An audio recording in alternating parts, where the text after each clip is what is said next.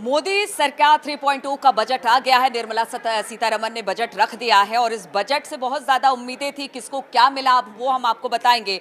लेकिन सबसे बड़ी बात यह है कि चूंकि इस बार जो एनडीए है उसके दो बड़े सहयोगी गठबंधन है और उन गठबंधनों को, उनके राज्यों को क्या मिला है, इस पर बातचीत करने के लिए मेरे साथ वरिष्ठ सहयोगी प्रभात जी जुड़ गए हैं। प्रभात जी, बिहार और आंध्र प्रदेश, टीडीपी और जेडीयू, इनको लेकर बहुत सारी बातें, स्पेशल पैकेज की मांग बिहार कर रहा था, उसी तरह से एक नए राज्य के तौर पर आंध्र प्रदेश भी अपने लिए कुछ फंड मांग रहा था। अब ऐसे में इस बजट में आपको क्या दोनों के लिए दिखाई दे रहा है और क्या लग रहा है कि सेटिस्फाइड होंगे इस बजट के बाद ये दोनों जी देखिए, निर्मला सीतारमन ने अपने बजट भाषण में जो चीज़ें बताई हैं बिहार के लिए और आंध्रा के लिए, बिहार को डायरेक्टली स्पेशल पैकेज न देके गवर्नमेंट ने वाया मीडिया बहुत सारी चीज़ें दी हैं। कई नए प्रोजेक्ट दिए हैं। एक स्पेशल आर्थिक पैकेज इनको दिया गया है बाढ़ और सिंचाई के लिए। बिहार में दो चीज़ों की सबसे ज़्यादा दिक्कत है। एक तो आपको आज तक एक्सप्रेसवे नहीं है बिहार में, तो दो नए एक्सप्रेसवे इन्होंने अनाउंस किया है, पटना से पूर्णिया और बक्सर से भागलपुर। अच्छा। ये दोनों मतलब माइलस्टोन साबित होंगे अगर ये एक्सप्रेसवे बन जाते हैं, तो इससे इंफ्रा डेवलपमेंट और बाकी चीज़ों के लिए बिहार को काफ़ी फ़ायदा होने जा रहा है। इसके लिए इन्होंने 26,000 करोड़ के बजट का अनाउंसमेंट किया है, जो लेटर कोर्स ये रिलीज़ करेंगे और ये सारी चीज़ें होंगे। इसके अलावा जो बिहार में बाढ़ की विभीषिका है, उससे निपटने में सबसे ज़्यादा, मतलब बिहार में कहा जाता है कि आधा बिहार सूखा है, आधा बिहार बाढ़ से प्रभावित है। तो बिहार में बाढ़ से निपटने के लिए, और बिहार की बाढ़ जो है अकेले बिहार की विभीषिका नहीं है, वो चूंकि नेपाल से नेपाल का पानी आता है बिहार में और उससे ज़्यादा तबाही होती है, तो इन्होंने नेपाल के साथ मिल के काम करने की बात कही है कि हम नेपाल के साथ मिल के बाढ़ नियंत्रण की तरफ हम जाएंगे। और इसके लिए सिंचाई परियोजनाओं के लिए इन्होंने 11,500 करोड़ का अनाउंसमेंट किया है, जो एक अच्छी खासी रकम है।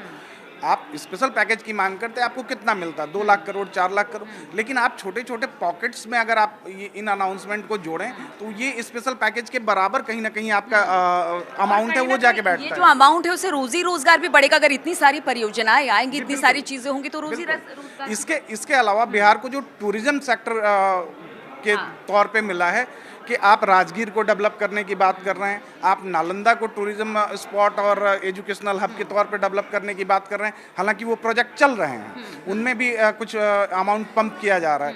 इसके अलावा आप बुद्धा सर्किट की बात कर रहे हैं, वहाँ पे आप अगर एक इन्होंने आर्थिक रोड कॉरिडोर का अनाउंसमेंट किया है, जिसपे ये है कि गया को इंडस्ट्रियल सेक्टर के तौर पे डेवलप करेंगे उसी रोड कॉरिडोर पे। इसके अलावा इन्होंने बोधगया से वैशाली एक नया रोड कनेक्टिविटी अनाउंस की है। हालांकि वो पहले से है, लेकिन उसको एक्सप्रेसवे के तौर पे डेवलप करने का, तो एक तीसरा एक्सप्रेसवे ये अनाउंस किया है इन्होंने बिहार को लेके। इसके अलावा अगर आप आंध्रा की बात करें, बेसिकली आप दो जो इनके घटक दल थे, टीडीपी और जेडीयू, इन दोनों की अपनी अपनी डिमांड्स थी अपने स्टेट्स को लेके। तो बिहार को तो इन्होंने इस तरीके से दिया है। इसके अलावा आंध्रा में स्टेट रीस्ट्रक्चरिंग एक्ट के तहत कुछ चीज़ें इन्होंने प्रोवाइड करी हैं। इसके अलावा 15,000 करोड़ का अमाउंट इन्होंने आंध्रा को दिया है। उसकी डिटेल्स भी काफ़ी आगे अभी क्लियर होंगी। लेकिन इसके अलावा ये है कि बहुपक्षीय एजेंसियों के माध्यम से विशेष वित्तीय सहायता के तौर पे 15,000 करोड़ रुपए की व्यवस्था की जाएगी।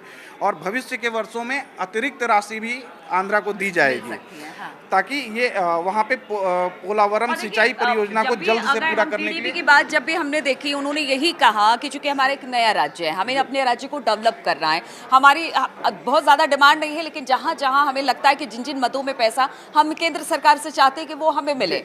अब इस बजट के बाद हम ये कहेंगे कि जो दोनों पार्टियां थे, जो जिनकी डिमांड अपनी अपनी थी, वो फुलफिल होती दिखाई दे रही है। कमों बेश दिखाई दे रही है, ये होती दिखाई दे रही है। देखिए, आप सीधे हम ये नहीं कह सकते कि भाई 100% उनकी बात मान ली गई या पूरी तरह अपने डिसीजंस थोपे गए। दबाव में भी सरकार पहले ही कह रही थी कि हम किसी दबाव में नहीं, हाँ हमें लगेगा तो हम जरूर उनको। सरकार ने दोनों स्टेट्स की जरूरतों का ख्याल रखा है। अभी बिहार को जरूरत है बाढ़ और सिंचाई परियोजनाओं की, बिहार को जरूरत है रोड इंफ्रास्ट्रक्चर की, तो ये बिहार को मिला है।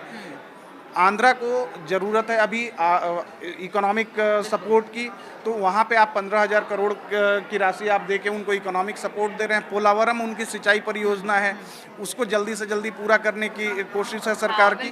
तो ये दोनों के लिए विन विन सिचुएशन है, गवर्नमेंट के लिए भी और उनके सहयोगियों के लिए। चलिए, तो हम उम्मीद करते हैं कि शायद अब इस बजट के बाद जो दोनों सहयोगी दल है, जिनको लेकर तमाम तरह की चर्चाएं भी होती रहती हैं कि कितने दिन है, क्या स्पेशल राज्य का दर्जा मिलेगा नहीं मिलेगा, वो तो नहीं मिला, लेकिन पैसों का आवंटन जरूर हो गया है। इस बजट को कितने नंबर देंगे और किस तरह से इस बजट को देख रहे हैं प्रभात जी? जी देखिए, बजट को अगर 10 में से आप कहें तो मैं 8 नंबर दूंगा। 2 नंबर थोड़े से टैक्सेशन और बाकी सारी चीज़ों को लेके जितने भी सैलरीड क्लास हैं उनकी उम्मीदें इस बार कुछ ज़्यादा थी कि टैक्स लोड उन पे थोड़ा कम हो। बहुत सालों से बढ़ा भी नहीं, उसमें चेंजेस भी नहीं हुए। बिल्कुल चेंजेस नहीं हुए हैं, तो आप ये कह सकती हैं कि भाई ठीक है, आप हमने बढ़ाया नहीं तो हमने घटाया भी नहीं है। लेकिन कुछ जो उम्मीद थी उस पे होना चाहिए था। हालांकि इस बार लोगों को ये उम्मीद थी, उनमें से एक तो गवर्नमेंट ने पूरा कर दिया। स्टैंडर्ड डिडक्शन में छूट की बात आप सुबह भी डिस्कस कर रही थी टैक्स एक्सपर्ट से कि स्टैंडर्ड डिडक्शन में क्या छूट मिलने वाली है, क्या मतलब उसको बढ़ाया जाएगा।